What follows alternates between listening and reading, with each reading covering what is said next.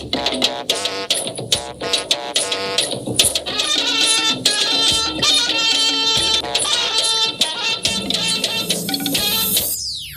confident that if the proposals are taken as a whole and implemented consensuously, Nigeria will avert the worst of the impending economic headwinds. President Muhammadu Buhari receives Economic Sustainability Plan from Vice President as Senate confirms President Court of Appeal. We must do everything to ensure that we protect ourselves, protect our loved ones, protect our families. Also tonight, more steps to tackle COVID-19 on course, Nigerians cautioned.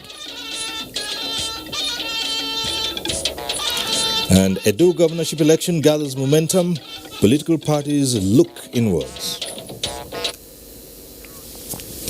Good evening, this is NTA Network News. I'm Cyril Stober in Abuja. Hingino John Adams joins us from Lagos, while Asma'u Habib Shagari is in Sokoto. Thanks for being on the news.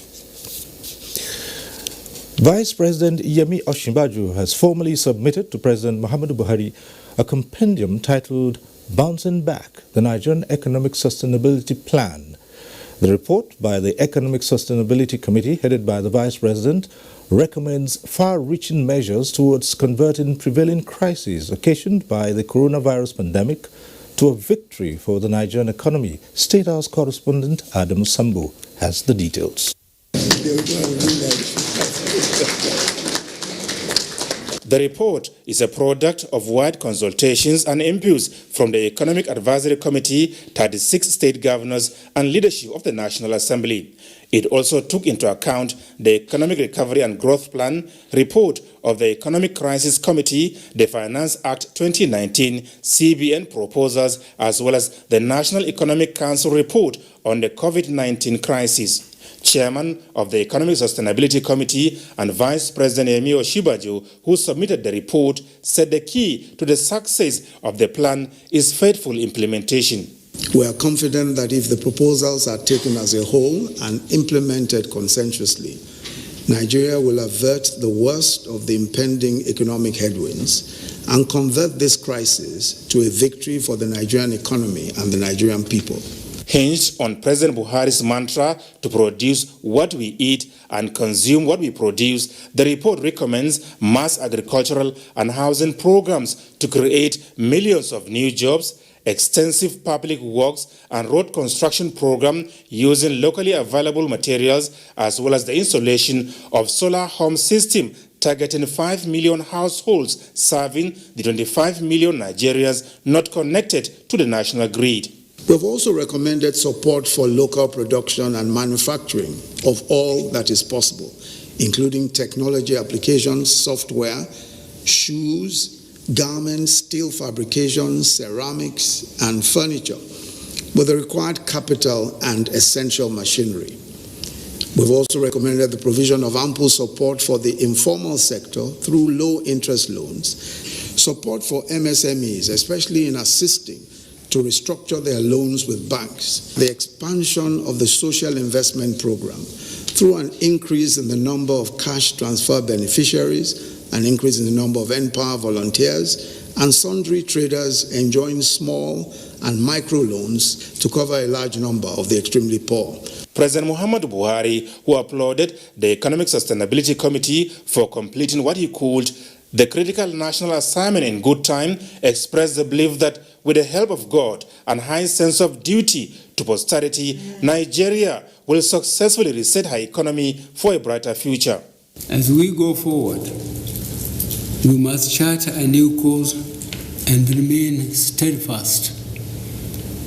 I believe the priorities contained in this plan present a practical way of achieving our desire of a truly competitive economy that can support our people and secure our future. President Buhari saluted Nigerians for their resilience in adapting to the realities of the COVID-19 effects while continuing to recognize the superhuman efforts of the frontline health workers who continue to play a critical role in keeping the country and the people safe. We have a great work ahead of us. Government revenues have diminished considerably, largely due to the fall in oil prices. So, we must prepare for difficult times while government continues to seek ways to implement what I consider a national plan. The ultimate objective of the Economic Sustainability Plan is to provide succor to Nigerians, taking into account the dangers posed to the economy by the global economic slowdown. Several projections show that if Nigeria fails to take prompt preemptive measures, unemployment may rise to 3.6% by the end of 2020. Millions more will fall into extreme poverty, and depending on the strength of the economic response, GDP may also fall to between minus 4.40% and minus 8.91%. From the State House, Adamu Sambu, NTA News. And as the coronavirus pandemic impacts harder on the global economy, especially the West African sub-region, Nigeria's President Muhammadu Buhari has called on the ECOWAS Commission to come up with an economic recovery plan to help member states recover from the economic devastation caused by COVID-19. The President made the call in a virtual meeting with President of the ECOWAS Commission, Jean-Claude Cassibro. State House correspondent Jide Onifade reports. President Muhammadu Buhari, in his capacity as the ECOWAS COVID-19 champion, agrees to provide logistics support to enable the sub-region receive and distribute procured and donated medical equipment, using Abuja as the hub for the distribution. The President expresses appreciation on behalf of ECOWAS member states for contributions and swift interventions in the procurement of medical supplies to West African Health Organization and the African Center for Disease Control from organizations and development partners. President Buhari, who observes that the pandemic is yet to reach its peak in the sub-region, warns against laxity in the fight and urges member states to work closely in order to overcome the pandemic. President of ECOWAS Commission advocates additional strategies to assist the sub-region in fighting the health and economic impact of COVID-19, which includes the need for advocacy at continental and global levels for support, awareness campaign among citizens, and effective customs, security, and health protocols put in place throughout the sub-region. In the State House, Jide Onifade, NJ News. And from the legislature now, the Senate has passed the revised 2020 budget of 10.81 trillion naira. It says stringent oversight of the budget to ensure value for money will be its major preoccupation. National Assembly correspondent Ignatius Nkwo reports. Senate had earlier passed 10.805 trillion naira. Less than 1 hour, it discovered some miscalculations in the statutory transfers, which now increased the budget size to 10.810 trillion. The NEDC that have some percentages taken from the Federation account. And this explains the additional money. It's not like we are creating money from somewhere. From the $3, the quantum of money available will increase. Therefore, the percentage they will have will increase slightly. So this is the explanation. 428 billion is for statutory transfers, 2.9 trillion debt service, 4.9 trillion for recurrent expenditure, while 2.4 trillion goes to capital expenditure. In the revised budget, Ministry of Works and Housing received the highest allocation of 265 billion naira. Power, 128 billion. While Ministry of Information is 5.7 billion. We hope that this bill, when approved, will alleviate the hardship that our people are going through in this period of COVID-19 pandemic. The budget was increased from 10.509 trillion submitted by the executive to 10.810 trillion because of additional projects from the executive. In marking 1-year anniversary of the 9th National Assembly, President of the Senate Ahmed Lawan called for more commitment by the legislators. I commend the executive arm of government for the valuable partnership that has so far yielded improved service delivery to our citizens. Senate has adjourned to Tuesday, 23rd of June 2020 from the National Assembly. Ignatius Nkwo, NTA News. And still staying in the legislature, Senate has confirmed the appointment of Justice Monica Dongba Mensem as President Court of Appeal. This followed the adoption of the report of the Senate Committee on Judiciary, Human Rights and Labour Matters, which described the appointment of Justice Dongba Mensem as well-deserved. An eminent jurist with high intellect and has passion for inclusive judicial governance. Who has demonstrated capacity in the judiciary, rising to the very position that she is today. This is very, very uncommon, and I think the president deserves commendation. I want to commend him. This is a spectacular feat. It also confirmed James Giaquolo as Commissioner of the Federal Character Commission. 42 ambassadorial nominees were also confirmed as career ambassadors designate. Meanwhile, the Senate, through a motion by Senator Abubakar Kyari, urged the federal government to direct the Nigerian Armed Forces to beef up security in Borno North Senatorial District following the recent attack that led to the death of over 80 people in Gubiu local government area by Boko Haram. And the Northeast Development Commission, NEDC, to immediately send relief materials to the victims of these attacks. That you and your counterpart our counterpart in the House will see Mr. President to further discuss this. In the meantime, the authority of the ECOWAS heads of state and government has commiserated with President Muhammadu Buhari and the people of Nigeria over the attacks by terrorists in Borno and bandits in Kaduna State that left scores of people dead and several others injured. President of the ECOWAS Commission, Jean-Claude Cassibro, during a virtual meeting with President Muhammadu Buhari this Thursday, also sent condolences to families of over 5,000 people that have died from COVID-19 in the continent. And the House of Representatives has held a special session with security chiefs for a brief on the state of security across Nigeria. National Assembly correspondent Lami Ali reports that the meeting lasted for hours behind closed doors. The meeting went into a closed-door session. House Speaker Femi Gbajabiamila commended the security agencies for what they have done so far in tackling security challenges that called for improvement. Members of the House, and I must be very frank, are unhappy because their constituents are unhappy. He said the meeting is meant to chart a way forward.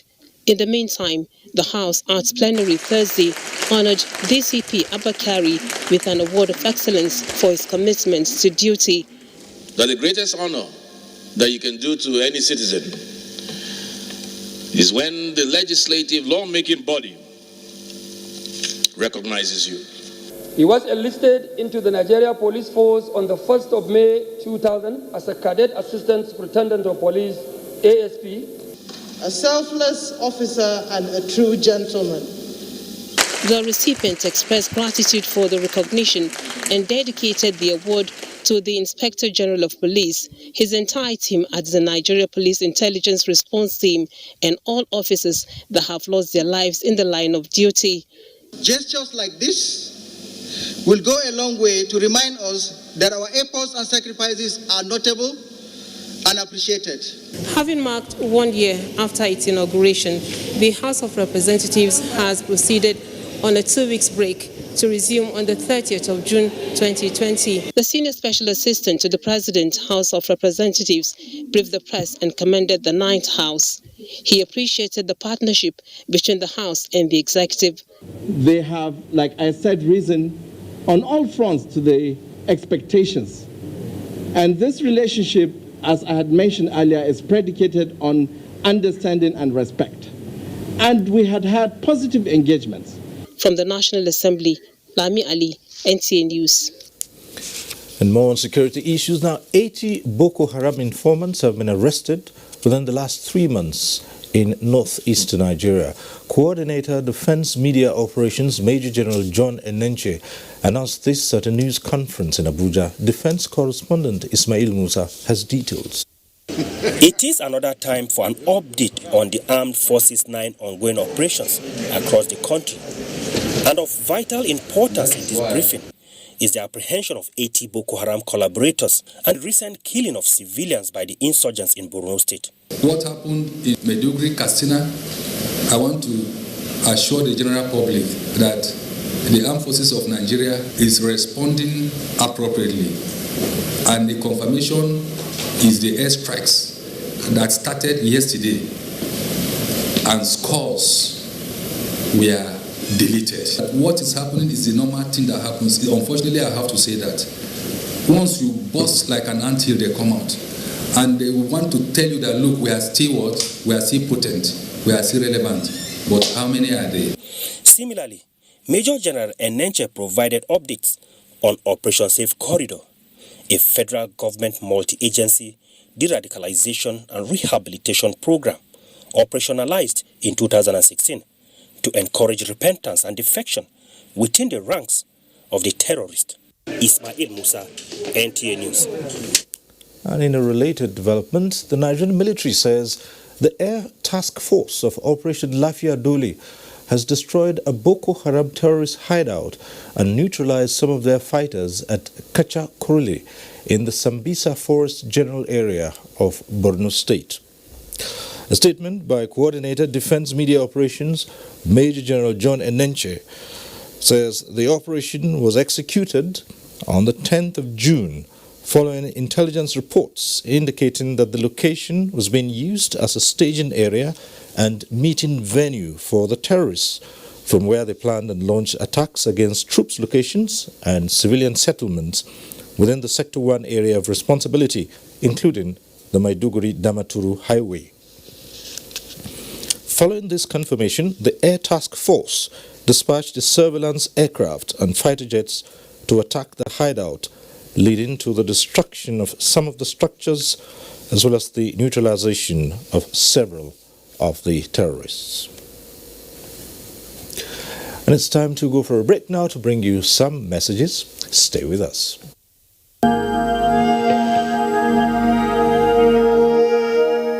I wish to once again commend the frontline workers across the country who, on a daily basis, risk everything to ensure we win this fight. For those who got infected in the line of duty, rest assured that government will do all it takes to support you and your families during this exceedingly difficult period. I will also take this opportunity to assure you all that your safety, well-being, and welfare remains paramount to our government. I am using this opportunity to express our deepest condolences to the families of all Nigerians that have lost their loved ones as a result of the COVID-19 pandemic. This is our collective loss, and we share your grief. Mama, Uncle Kim just called me. His wife just gave birth. Hey! If not be God, now who go do am? Now who go do am? Hey, I thank God. Boy or girl? I was too excited to ask. Let me get my phone and call him. Mama, it's a... Mama, what's wrong? So, I no fit see my grandpikin now as dem do obodo oyibo.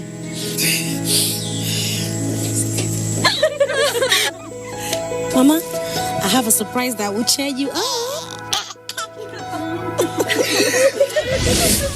Introducing Sunday Data Plan. Enjoy Sunday browsing. 200 Naira gets you a whopping 1.25 gigabytes. Glow Unlimited. We're in a fight to protect everything that matters to us. It's a fight to build, share, celebrate, and soar once more. It's a fight to win back our world. So let's fight it the way we have for generations. Let's practice healthy habits. Let's protect our hands, our homes, and our loved ones within them. Because if we do, together, we will win. Dettol, protect what's worth fighting for. All over the world, the current pandemic has had unimaginable impact on people, communities, companies, and economies. As a people and as a nation, we have no choice but to rise above this pandemic. This is why we have come up with the Rise Challenge, to shine the spotlight on you, our customers, who are doing all you can to rise above this pandemic. Every week for the next 4 weeks, we will select 10 of the most inspiring stories to share and reward. If your story is selected, you will receive 250,000 Naira from Union Bank to support the work you are doing to rise above the pandemic.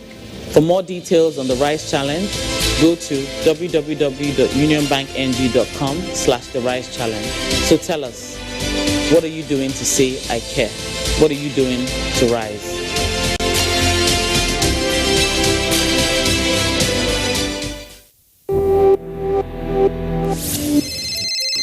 Shegun. Alpha, say tomorrow still day on. What's your tomorrow? Community meeting now. You know they hear Abi? Na beggy. See, if we meet for my house, inside parlor, then go no. This COVID-19 is not a child's play. If you want to elect a new secretary, we fit do one for WhatsApp or for Skype or even on Zoom. Or we just wait. I will not negotiate. This social distancing. It is not negotiable. Not every infected person shows symptoms, but every infected person is contagious. Avoid large gatherings and self-isolate if you think you might have come in contact with a carrier. Your safety and the safety of others is in your hands. This message is from the Akinfade Foundation in partnership with the National Orientation Agency with support from MacArthur Foundation. We have observed the lockdown. We have practiced the measures in order to curb the spread of the virus, but we can do better. The coronavirus spread is increasing daily, and only together can we cut down the numbers and defeat the spread of the virus. Remember, COVID-19 is not a death sentence, and a recovered patient cannot spread the disease. Do not stigmatize. Do not hesitate to report any case, or if you have come in contact with anybody that has been infected with COVID-19. If you have cough and fever, please stay at home and call your state hotline. Find state numbers at www.covid19.ncdc.gov.ng. Remember, it is for your own good and for the good of every Nigerian. Let us do better and defeat the virus. Together, we can do this. This message is brought to you by the Nigerian Television Authority, NTA, Africa's largest television network. The truth of the matter is that you do not have two sunrises in one day, even in Africa. But the good thing is for us to forgive and forget. History will take care of everything. My name is Baba Kingibe.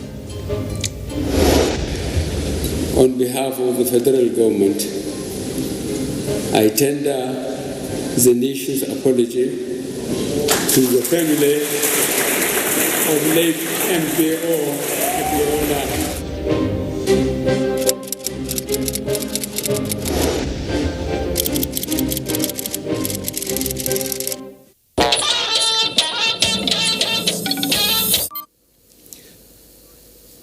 Thanks for staying with us. To commemorate Nigeria's Democracy Day, President Muhammadu Buhari will broadcast to the nation tomorrow, Friday, June 12, 2020, at 7 o'clock in the morning. A statement by Femi Adesina, Special Advisor to the President on Media and Publicity, says television and radio stations, as well as other electronic media outlets, are enjoined to hook onto the network services of the Nigerian Television Authority and Radio Nigeria for the broadcast. Some politics now. 6 governorship aspirants on the platform of the All Progressives Congress ahead of the Edo State governorship primary election have been screened at the party's National Secretariat, Abuja. Chairman of the screening committee, Professor Jonathan Ayuba, said the outcome of the exercise is subject to approval and confirmation by the party's National Working Committee.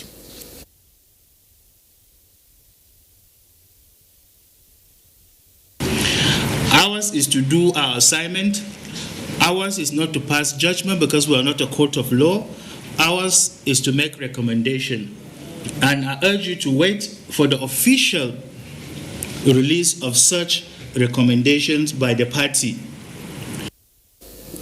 One of the aspirants, an incumbent governor of Edo State, Godwin Obaseki, shared his experience during the exercise held behind closed doors.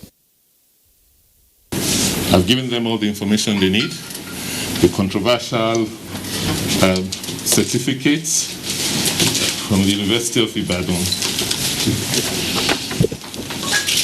with all the signatures and so whatever they did have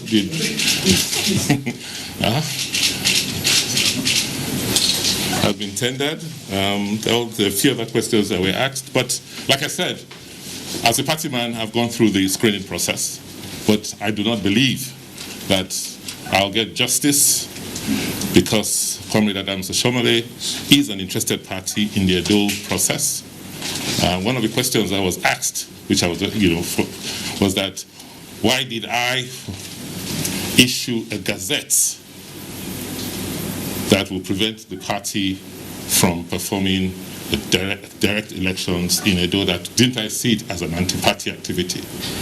I just felt that, when we now put the issue of politics above the lives of the citizens of Edo State, then we may be missing the point. The Edo APC direct primary election is scheduled to hold on the 22nd of June. And ahead of the September governorship election in Edo State, the People's Democratic Party and some others in opposition say they have resolved to work towards the victory of their parties. Timothy Yusuf reports. So far, the PDP primary screening committee for the Edo State governorship election, headed by Kingsley Chinda, has screened 4 aspirants at its sitting. The exercise was conducted behind closed door, except for Kenneth Imansuangon, who was screened via virtual method. Our leadership selection process must be reformed. Our aspirants are working very hard and penetrating the grassroots in Edo State. National chairman of the Action Democratic Party, Yabagi Yusuf Sani, has explained that the party will be participating fully in the forthcoming Edo and Ondo States governorship elections.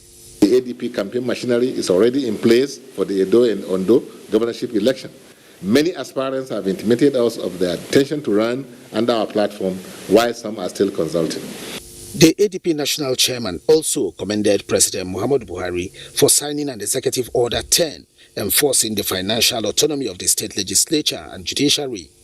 The National Conscience Party, one among the political parties deregistered by INEC after the 2019 general elections, has applauded the nation's election management body's guidelines on Edo and Ondo elections, as it also seeks for credible elections. Everybody should play the game by the rules. Election is not a do or die affair. In Abuja, Timothy Yusuf, NT News. And the Federal High Court Abuja has upheld the powers of the Independent National Electoral Commission to deregister political parties in line with Section 222 of the 1999 Constitution.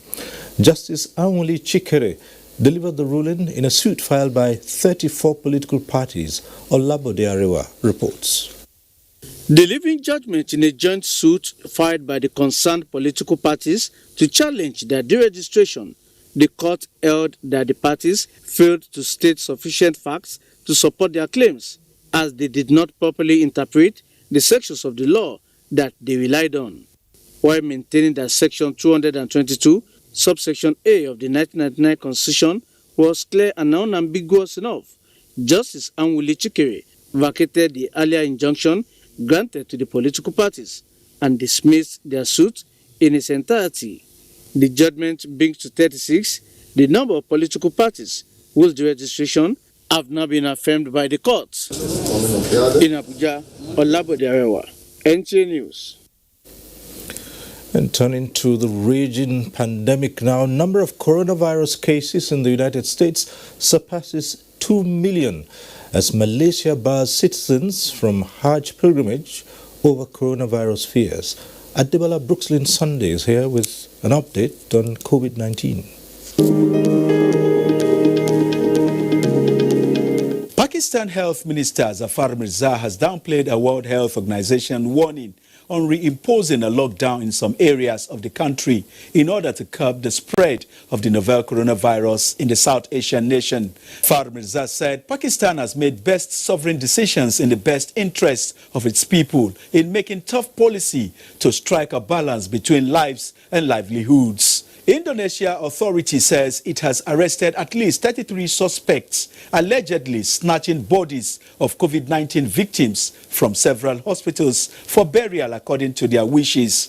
Provincial Police spokesman Ibrahim Tompo said the suspects have been detained by police. He said if convicted, the suspects face up to 7 years in prison and $7,000 in fines for violating health laws. And Malaysia government has barred its citizens from performing this year's Hajj pilgrimage over the new coronavirus, following in the steps of neighboring Indonesia, which is also a Muslim majority nation. Every year, Malaysia sends tens of thousands of pilgrims to Saudi Arabia. United States cases of coronavirus have surged past 2 million from data compiled by the Maryland-based Johns Hopkins University. The country has so far registered about 2.1 million of COVID-19 infections, including nearly 113,000 deaths and more than 533,000 recoveries. On the COVID-19 dashboard of Worldometer at about 6:50 p.m. local time, 7,532,277 persons have been infected with coronavirus globally. 421,065 deaths recorded, while 3,818,919 have recovered. Out of these figures, African continent has 210,153 cases, 5,692 deaths, and 95,781 recoveries. The Nigeria Center for Disease Control has reported 13,873 cases of the deadly coronavirus, 382 deaths, and 4,351 persons have recovered, leaving the country with 9,140 active cases. I'm Adebola Brooksland Sunday. Thanks for your time.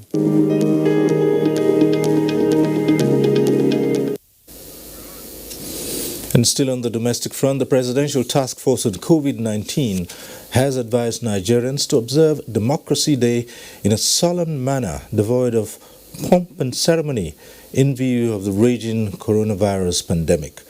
Chairman of the task force, Boss Mustafa, at Thursday's briefing, says citizens have a greater responsibility of containing the pandemic by adhering to advisories. Mitaire Ipen reports.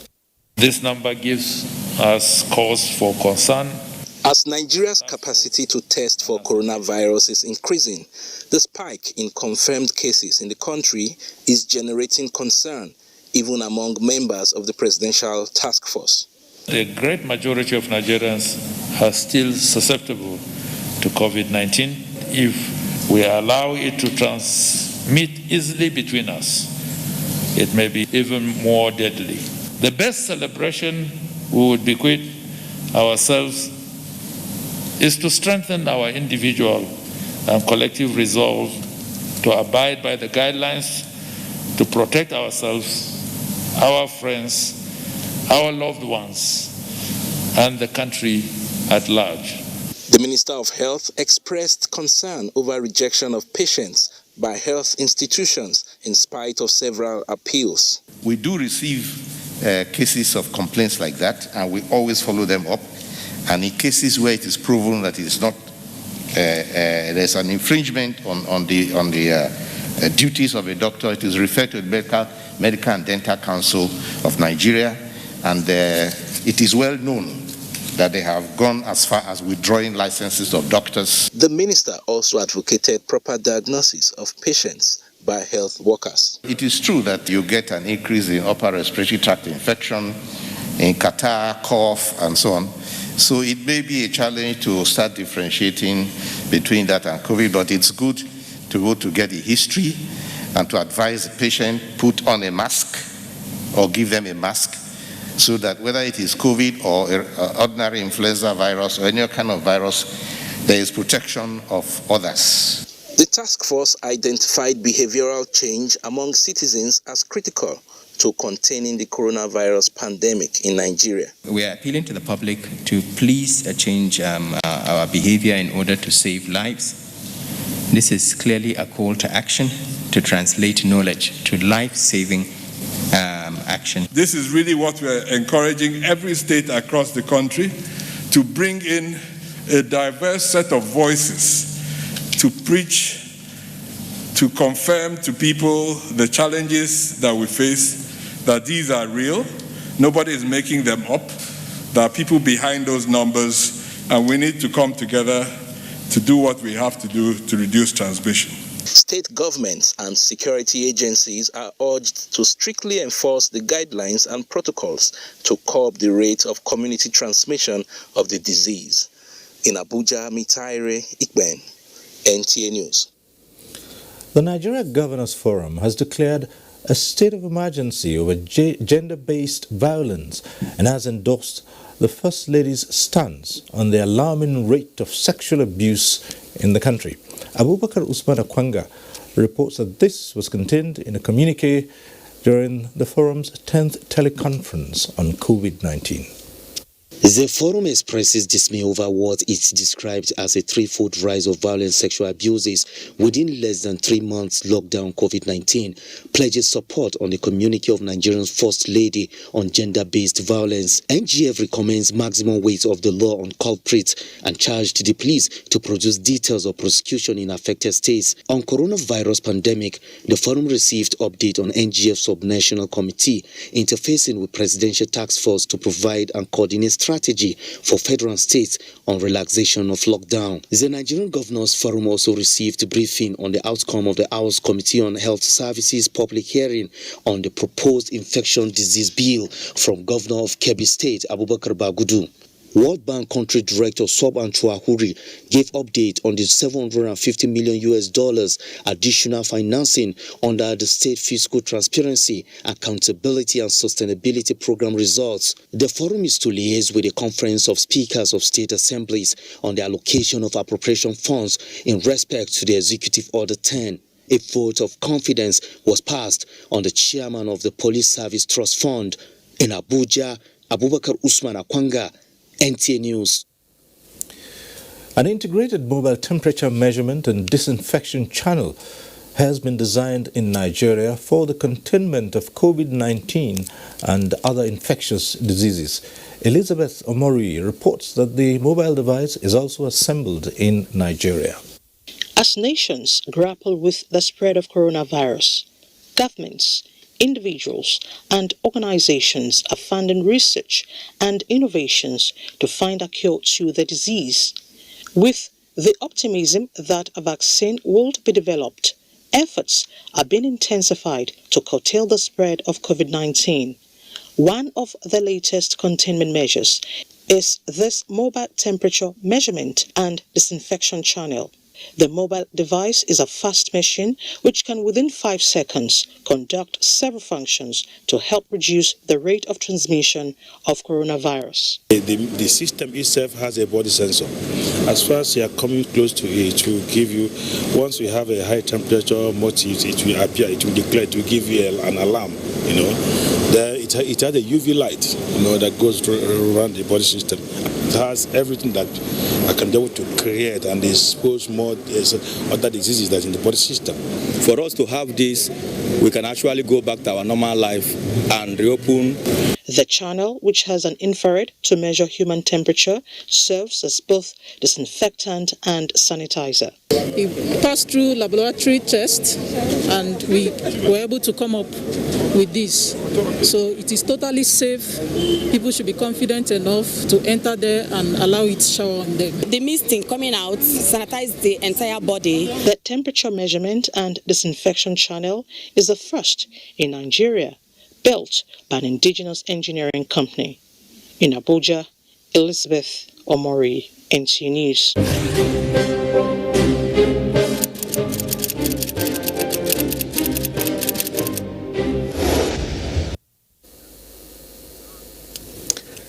Now for the legacies of Nigeria's heroes of democracy, let's join Hingino in Lagos. Hingino.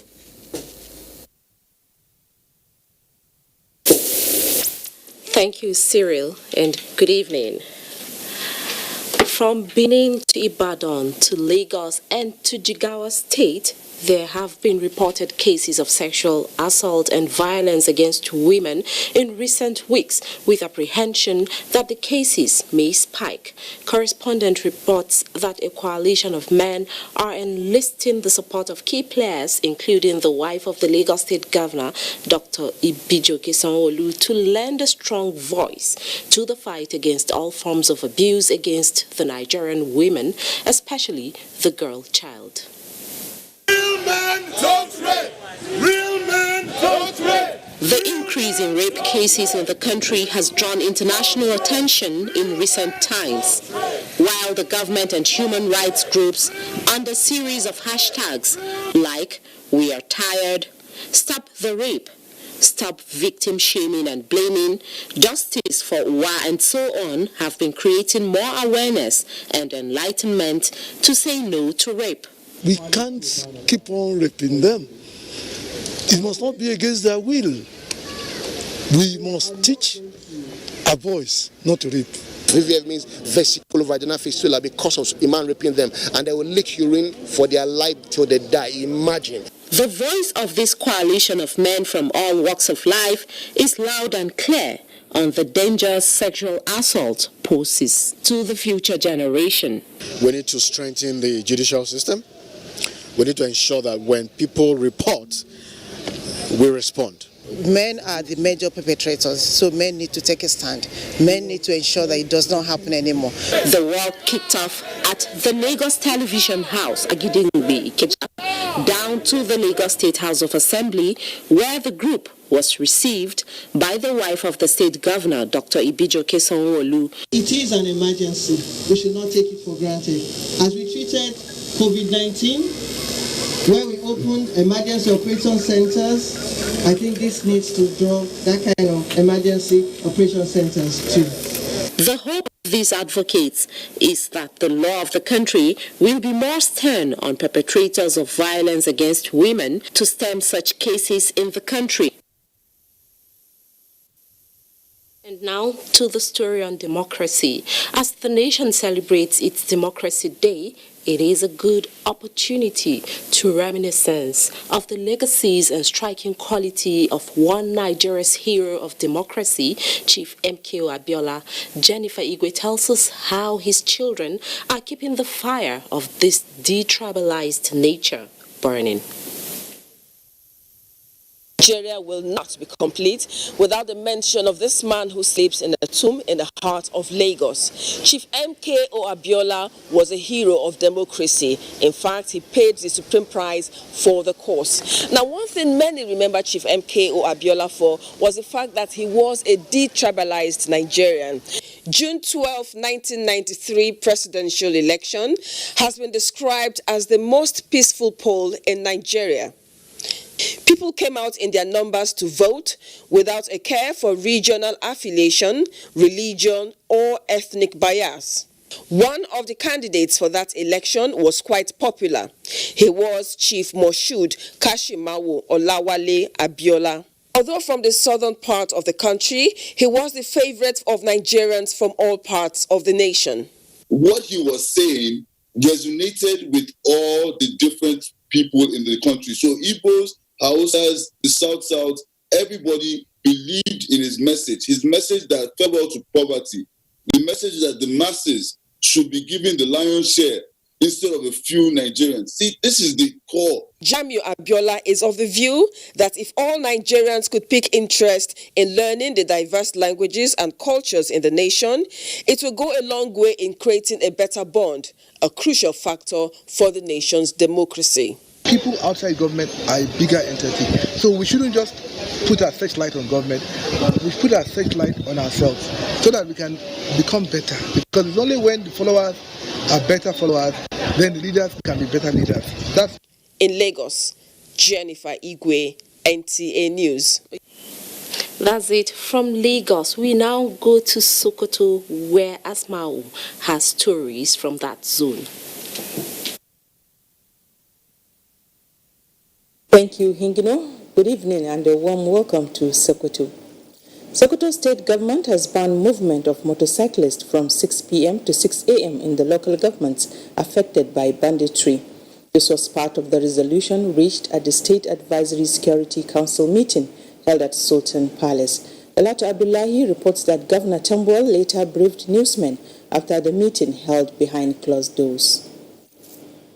The recent rise in bandits, particularly in the eastern part of Sokoto State, had compelled the government to diversify strategies aimed at addressing the ugly trend. The State Advisory Security Council meeting was held behind closed doors with some sole administrators, district and village heads of the worst affected local governments in attendance. The maiden meeting was aimed at critically discussing issues of security in Sokoto State. While calling for sincere deliberations, Governor Aminu Waziri Tambuwal said nothing, including worship, is possible without security. He also asked the participants to furnish security operatives with credible information that can assist them in their duties.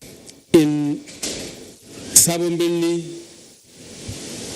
Isa, Goroyo, and Raba local government areas, as from 6 p.m. to 6 a.m., no motorcycles should be allowed to be flying around. Sultan Muhammad Saad Abubakar described the forum as a high-profile security meeting intended to collate opinions and views from the stakeholders, expressing concern over the spate of insecurity in parts of the state. The State Advisory Security Council meeting also had in attendance all heads of security agencies in the state, the Sultanate councillors, and the State Commissioner on Security and Careers Services. In Sokoto, Dalatu Abdullahi, NTA News. And that's it from Sokoto. The news will continue after these messages. Please stay with us.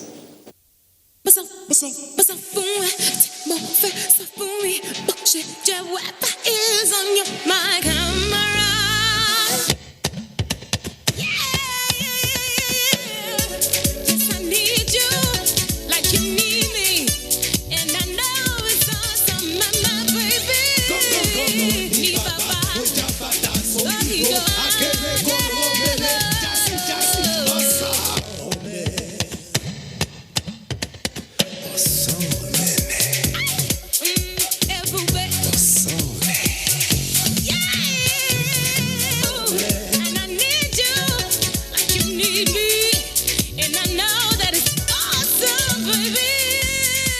Stay-home data plan. All existing Glow customers now enjoy up to 20% more data. Dial *777# to choose a plan. Glow Unlimited. To operate like this, if we load unlimited data, you go limited immediately. She's going through a lot right now. Well, that lot that she's going through, she will continue going through that lot test. After all this time, the tailoring school. Oh, what's the journal? How much would you like me to pay you monthly? The place that you are working, how much are they paying you there? It's like you don't need this job. I need it well.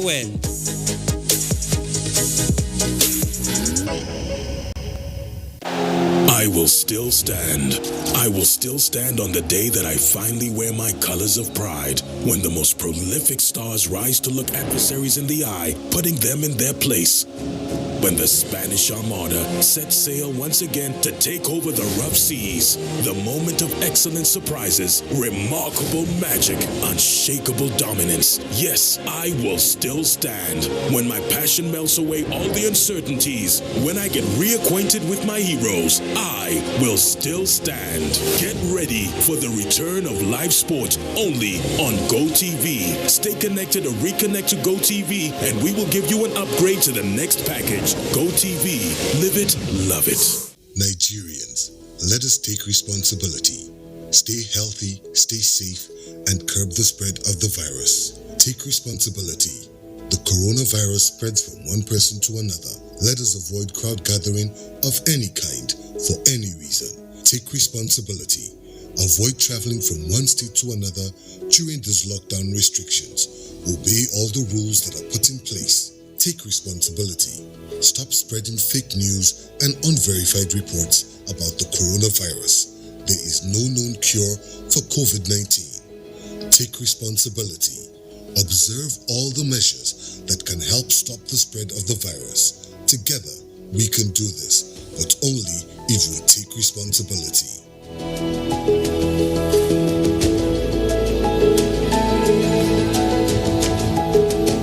This message is brought to you by the Nigerian Television Authority, NTA, Africa's largest television network.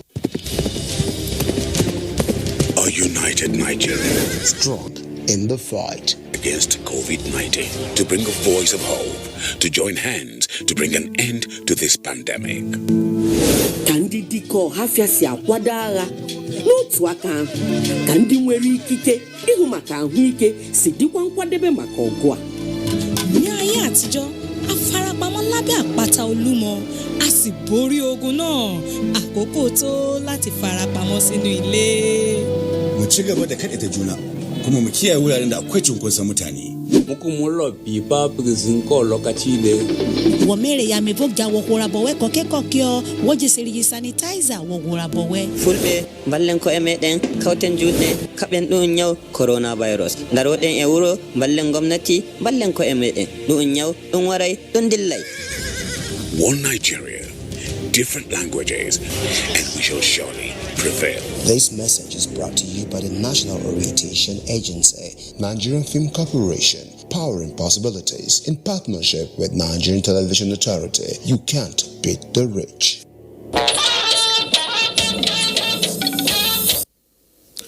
We're back in Abuja with the rest of the news now. For Nigeria to attain the appreciable level of food security it desires, civil servants are to completely embrace agriculture and not just the youths alone. This was echoed when the Executive Director, National Agricultural Land Development Authority, visited the Federal Road Safety Corps for partnership between the two organizations. Oyeyemi Ajayi has details. Since the inception of office, President Muhammadu Buhari has made it clear that one of the targets of his administration is ensuring food security in the country, as these will curb excessive importation of goods, particularly agricultural products. This is why the management of the National Agricultural Land Development Authority, NALDA, is at the headquarters of the FRSC to encourage them to engage in agriculture with the Back to Farm campaign. Our mission is very simple, Doctor. To get Federal Road Safety Commission to go back to farm as a corporate body and also as individuals. So we can have what is called road safety tomato or road safety yam. This idea was embraced by the Corps Marshal and management, who immediately swung into action by apportioning a land belonging to the Corps in Gwagwalada for that purpose. This is the solution for everybody to go back to the farm. So we are going to have FRSC Farms Limited. We register it. And individuals too in the system will be encouraged to key into it by contributing our quota. I'm a farmer too. The Corps charged NALDA on the need to look at other measures of making agriculture more attractive, especially in areas of agri-insurance and government's alliance for farmers by providing better markets for them. In Abuja, Oyeyemi Ajayi, NTA News. Sports now, and renamed Moshood Abiola National Stadium, Abuja, set for unveiling on Friday. Tamara Ibiwe brings us more on sports. The Moshood Abiola National Stadium, Abuja, is wearing a new look in readiness for Friday's official unveiling of the national monument by President Muhammadu Buhari. Meanwhile, as Nigeria sets to mark Democracy Day on Friday, 12th of June, former President of Nigeria Football Federation, Sani Lulu, has commended President Muhammadu Buhari on his resilience in renaming the National Stadium Abuja to Moshood Abiola National Stadium in recognition of the developmental efforts of the late pillar of sports in Africa. One of those prominent areas we knew him for was in sporting development. He was vast. Abiola Football Club was one of the leading football areas. Even the media area to the Concord Club was a special environment to propel the image of Nigeria through his media houses. So I think this man, there's nothing we give to him that is not. Tamara Ibiwe, NTA News. And for a report just reaching us, as the Kaduna State government declared a 24-hour curfew in Chawe and Zangun Kataf. More security personnel have been deployed to the affected areas to prevent further breakdown of law and order.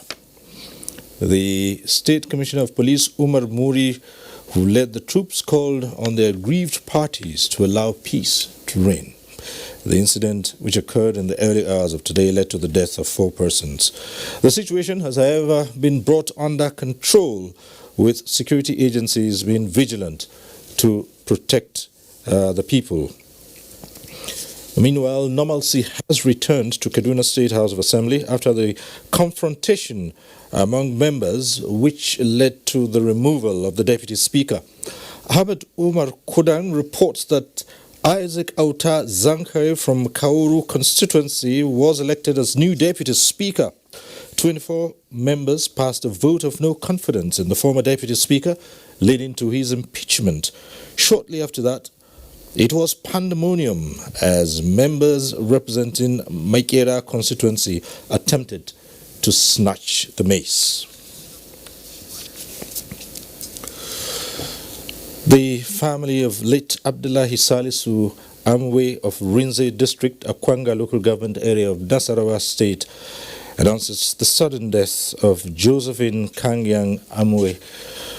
Age 64, late Josephine Kangyang was a veteran broadcaster who began her career at the first color television in West Africa, the Nigerian Television JOS NTV, now Nigerian Television Authority. She was also a pioneer broadcaster at the Plateau Television, PTV, now Plateau Radio Television Corporation, JOS. She is survived by 3 children, 4 grandchildren, and many relations. She'll be laid to rest on Saturday, the 13th. Sympathizers are to assemble at Ola Hospital, Zawan, by 7 in the morning. Requiem Mass will take place at 9 a.m. at St. William's Parish, Zawang, while final interment will be held at her residence at Chuel, Zawan, Jos South local government area. That concludes Network News tonight. Thank you for watching. I'm Cyril Stover. Good night.